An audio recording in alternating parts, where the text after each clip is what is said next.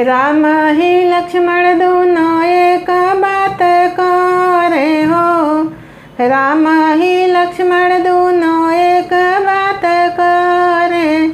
हाजी चला भैया चली ससुरारी। हम सीताराम के भजी।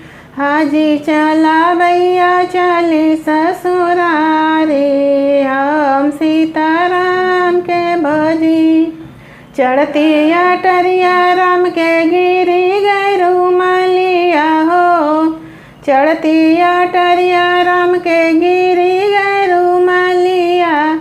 अब सीता जेली हली उठाई। हम सीताराम के भजो। अब सीता जेली हली उठाई। हम सीताराम के भजो।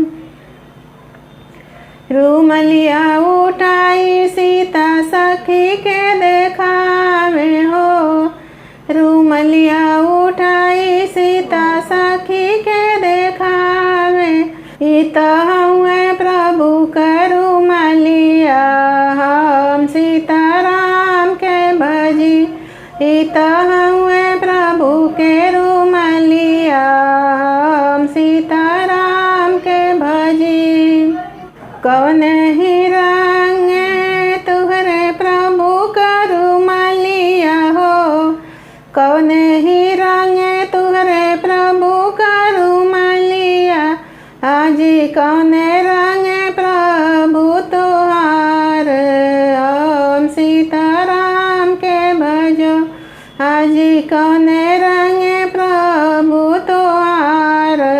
हम सीताराम के भजो। लाल रंग हुए हमरे प्रभु का रुमालिया हो। लाल रंग हुए हमरे प्रभु का रुमालिया।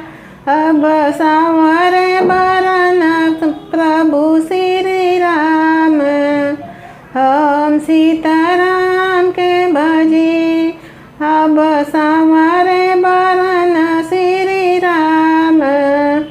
हम सीताराम के भजी। राम ही लक्ष्मण दोनों एक बात करे हो।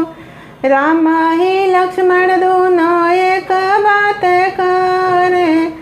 हाजी चला भैया चली ससुरारी। हम सीताराम के भजो। अब चला भैया चली ससुरारी। हम सीताराम के भजो।